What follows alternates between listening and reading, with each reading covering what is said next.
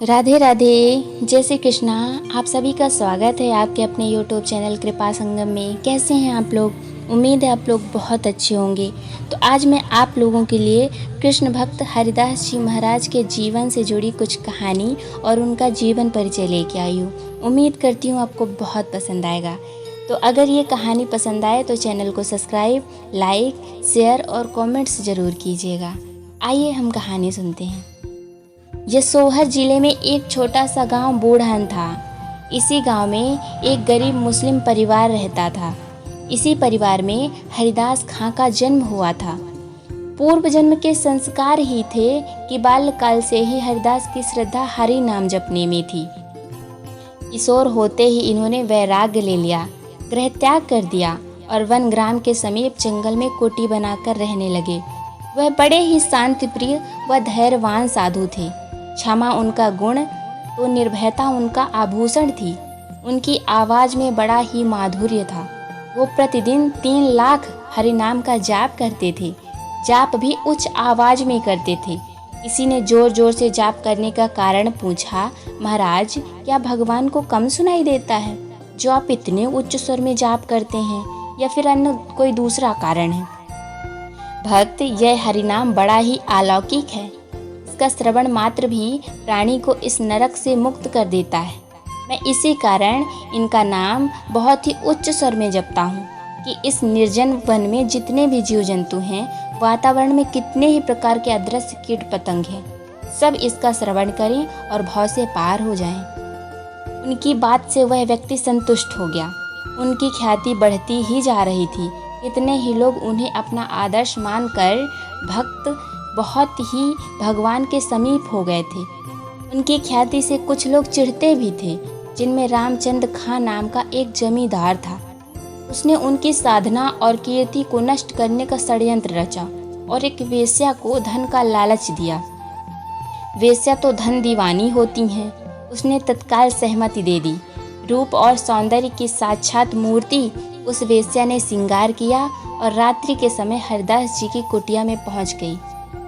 वह तो भगवान की आराधना में लीन थे। उनका मनोहर रूप देखकर वेश्या उन पर आसक्त हो गई। एक तो उसका उद्देश्य भी ऐसा ही था, दूसरे हरिदास जी की तेजस्वी मुख मुद्रा से उसके मन में काम का विकार आ गया। वह निर्लज्ज होकर निर्वस्त हो गई और रात भर उनके साथ कुचेष्टाएं करने का प्रयास करती रही। रात्रि भर वह वेश्या हरिदास जी की समाधि में भंग करने का प्रयास करती रही, परंतु सफल ना हो सकी। प्रातः काल होने पर उसने अपने वस्त्र पहने और चलने को तैयार हुई। देवी, क्षमा चाहता हूँ, समाधिस्थ होने के कारण मैं आपसे बातें ना कर सका। आप किस प्रयोजन से आई थी? वह मुस्कुराकर चली गई। 3 रात लगातार वह अपने प्रयास में विफल रही। वह साधु किंचित मात्र भी अपने तप से नहीं डिगा, जबकि उस वेश्या के कानों में निरंतर हरिनाम की आवाज़ गूंजने से उसका अंतःकरण शुद्ध हो गया था। वह 4थी रात्र भी आई।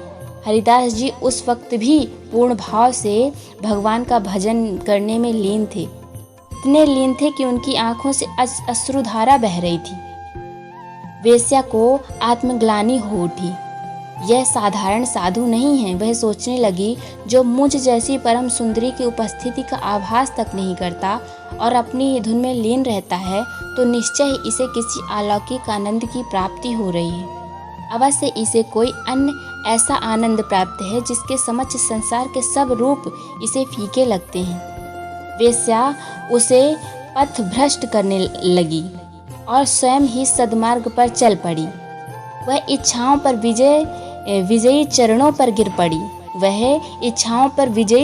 पर गिर पड़ी। और अपना अपराध क्षमा करने के लिए अश्रु बहाने लगी, याचना करने लगी, हे पुण्यात्मा, हे महात्मन, मुझ पापिन का उद्धार करो, मेरा अपराध क्षमा करो, मुझे अपनी शरण में ले लो। उसके प्रायश्चित भरे शब्दों से हरिदास जी ने समाधि तोड़ी। देवी, मानव जीवन मुक्ति मार्ग का एक रास्ता है। कोई इसे भोग बनाकर जीता है तो कोई योग बनाकर।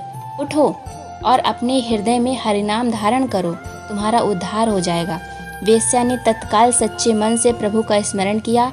उसे हरिदास जी ने दीक्षित करके अपनी स्वयं हरिनाम प्रचार करने के लिए प्रेरित किया।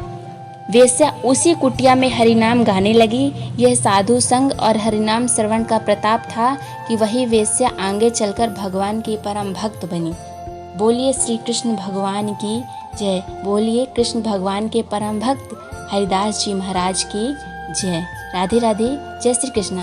अगर आप सभी को ये कहानी पसंद आए तो चैनल को सब्सक्राइब, लाइक, शेयर और कमेंट्स ज़रूर कीजिएगा। बहुत बहुत धन्यवाद।